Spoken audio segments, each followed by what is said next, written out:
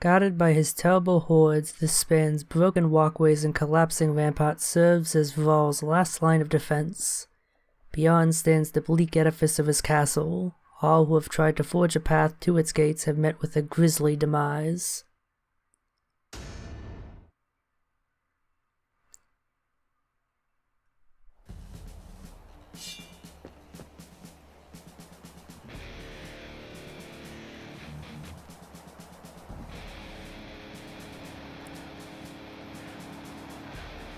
So, welcome to the final level of the game, and it is nothing but a bloody gauntlet, both literally and figuratively, given the raining blood in the background.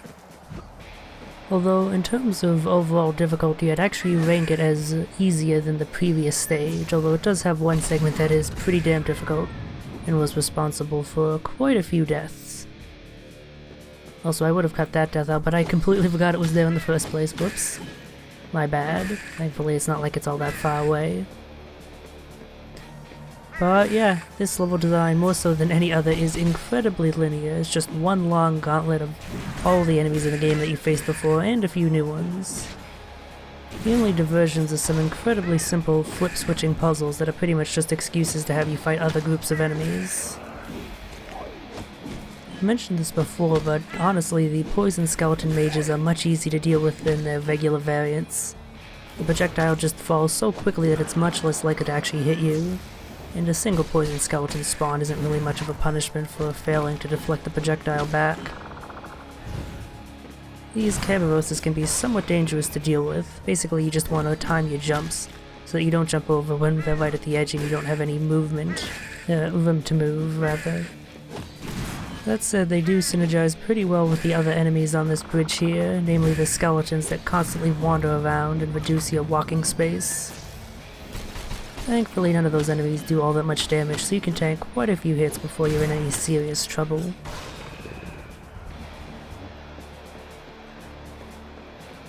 This here is one of the minor switch flipping puzzles I mentioned that they have as a diversion to force you to go back and deal with enemies. So you can't just run your way past all of them, jumping over them. You do have to fight everything, otherwise there'll be a huge clusterfuck. So yeah, this level pretty much just being a linear gauntlet filled with all sorts of enemies that you fought before, basically means it's a test of your combat ability. If you aren't able to reasonably deal with every enemy type that you've encountered this far, you're gonna have a hell of a hard time getting through. But on the other hand, if you are good at dealing with them, this level really isn't all that difficult. Again, I consider the previous one and the sewers much more difficult. Thankfully, this stage does throw some new elements at you, like this boss fight with Hoga here. Like pretty much all of the other humanoid bosses, he has a melee move that is pretty easy to parry.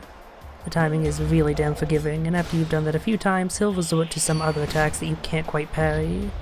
In this case, summoning lightning bolts at your position, so you just gotta dodge backwards or just move to the left or the right, whichever direction you have room in to avoid it. And that's basically all there is to this fight. It's a pretty simple one, although part of that is because this isn't the final encounter we'll be having with Hoga.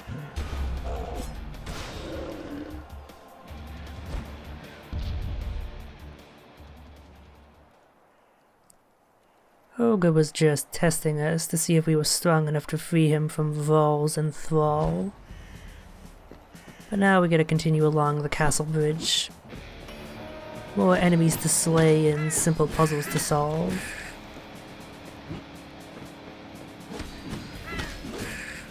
Oh no, a skeleton mage, the regular variety, my most hated enemy. I can never manage to hit those projectiles back reliably. I always fail it at least once every time I fight one of those. That said, that skeleton mage you don't actually have to kill, you can just follow forward, jump over his projectiles, and then wait for him to trigger the trap, which is probably a more fitting death. But I didn't do it in this case.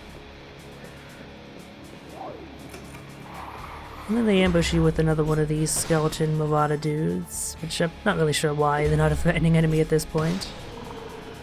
You're gonna have an enemy that you have to parry, have it being the flaming scallywag, since those actually punish failure pretty severely. But here we encounter one of the new enemy types in this stage, a blood wolf. Interestingly enough, I actually find these easier than the other dog-type enemies, because when they're close, they do a melee strike that you can parry, which is unique to them, which makes them really easy to deal with. Their only other attack is a ranged one that I didn't get a chance to show off there, but you'll see it in the future. Really, this situation here right after with the skeleton mage protected by these thorns is honestly more dangerous.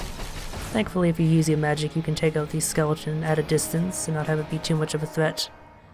So I mentioned before that even though I consider this stage to be easier than the previous one, it does have one section that is pretty brutal, and that section starts with that previous checkpoint. Immediately you have a fairly tough secret to go through. Two of these giant beholders are pretty damn difficult to deal with due to how tanky they are. Depending on what positions they are at, it can be really difficult to actually avoid or hit back both of the projectiles, so taking damage, or avoiding taking damage rather during this sequence can be pretty tough. You can actually cheese things a little if you push the block over a bit to the left and knock the beholders into that little space that you can just constantly attack and they won't be able to do jack shit, although that's very difficult to pull off. But with that, we have our final medallion piece, and we'll see what that does soon enough.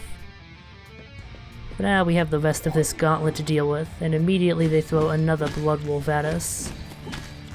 Immediately want to take out the skeleton so you have room to avoid that and their ranged attack, that blood spray. As long as you have enough distance to move away, it's not threatening at all, as long as you expect it.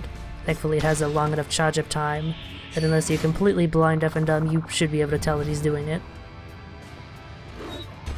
And then it's just a matter of parrying him and riposting until he's dead.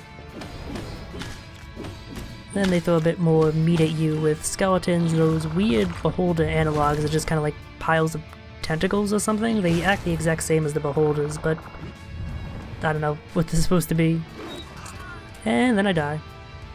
So yeah, even though the blood wolves aren't as dangerous as the flame Kerberoses, if you fuck up the parry timing, you're gonna get nommed on.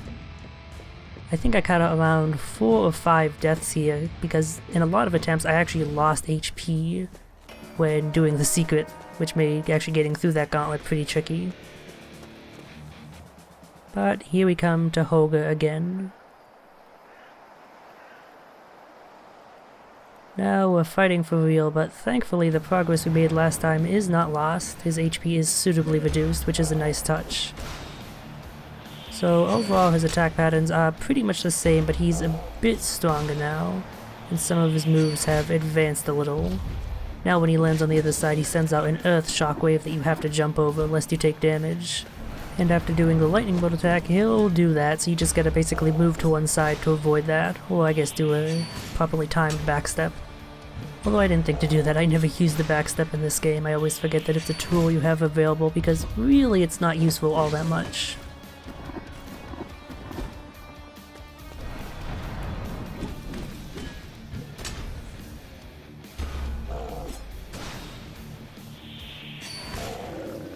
But yeah, that's the Holger fight.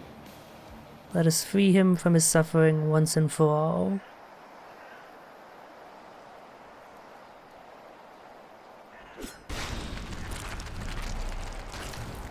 And honor his death by praying to the great horn god of metal. Now the only one left is the vile Lord Vroll, as we assault his castle keep directly. Once the proud symbol of Charles' freedom, the castle's towering spires now throb and crackle with arcane energies.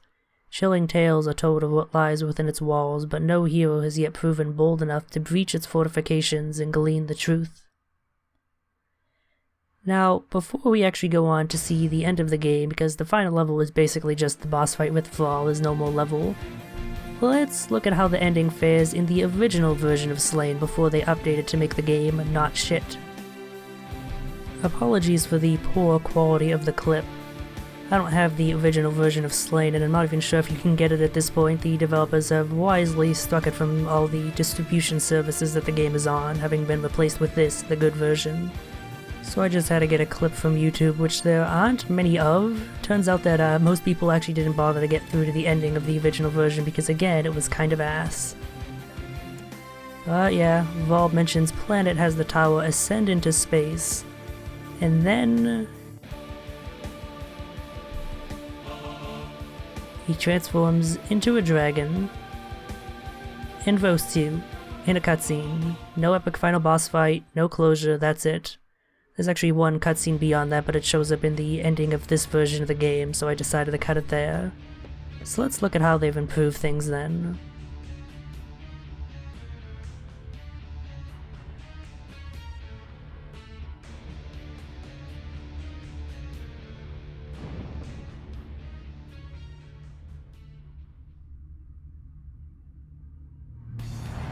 For one, we have an actual proper duel with Vroll. Vroll will enchant his weapons with either fire or ice, and you want to use the opposite element to deal worthwhile damage. You can parry his melee strikes and then do a critical, which is how you do most of your damage in this fight, since he's keen to teleport away. His attacks you dodge basically like how I'm doing here. The few projectiles he launches with some of his attacks can be deflected back, but I kind of failed that in all instances here, whoops.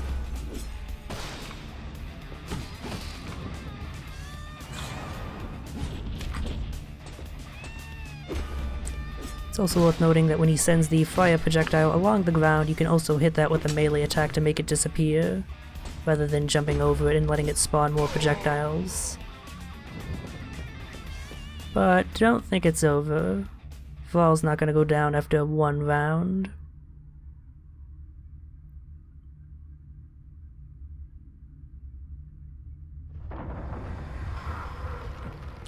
This time, with the tower ascending into space, we now actually get to fight the dragon form of Lord Vroll.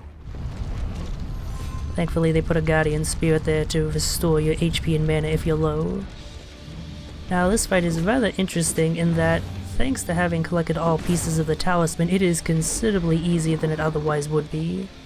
What that talisman does, as would be suggested by the depiction on it, is to give you immunity to Dragon Vroll's fire.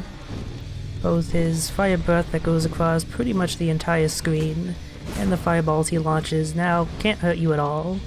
You can just ignore them entirely, although with the fireballs you still want to try and deflect them back, since deflecting 3 knocks him to the ground unless you get off some real damage on his head. So that means you only have to avoid 2 attacks of his Stomp and then the Ice Breath, both of which are pretty easy to avoid and don't do all that much damage. Basically, going through the trouble of getting all those secrets, the last 2 of which were pretty difficult, basically rewards you by making the final fight a lot easier.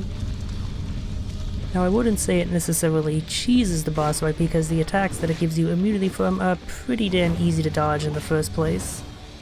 If you don't have the medallion, then you just want to stay a bit farther away from his head so you have time to react to and hit his fireballs, but that's really it, that's the only change.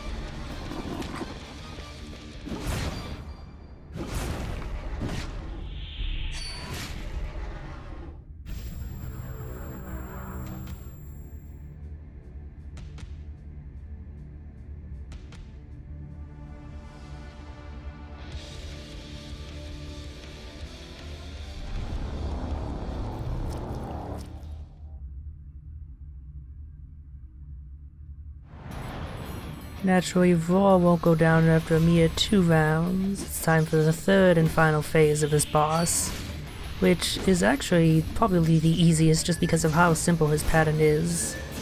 He only has 2 attacks, going to the side of the screen and launching several projectiles, the number increasing as his HP goes down, that stay up in the air for a bit and then slowly home after you. They're incredibly easy to dodge, just wait for them to start moving and then walk in a direction or backdash, either will allow you to avoid it pretty easily. The second attack, which he does after a few rounds of the previous attack, is to launch out a purple sphere that is also pretty easy to dodge, although if you fail, it does a huge amount of damage, taking about 40% of your HP, so don't fuck up dodging that, otherwise you'll be in pretty dire straits. But yeah, that's pretty much it. I just described the entirety of this 3rd phase. It looks cool, and definitely this whole final sequence is a lot better than the initial game, but it could still use some improvement. But yeah, just as a forewarning, the next minute and a half is just this repeated over and over until I finally grind down his health, so I'm just gonna stop commentating until then. You can listen to the pretty nice final boss track if you want, or you can skip ahead until the ending.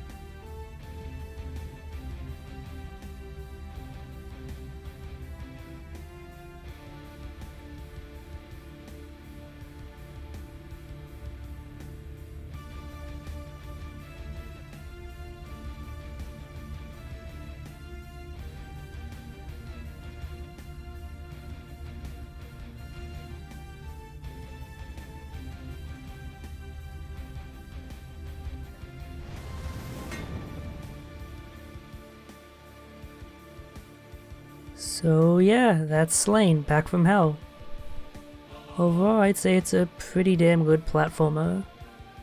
The mechanics are simple but well designed, and everything feels really tight and nice to control. And the alternation between fighting enemies, solving puzzles, and avoiding traps helps keep things from getting old.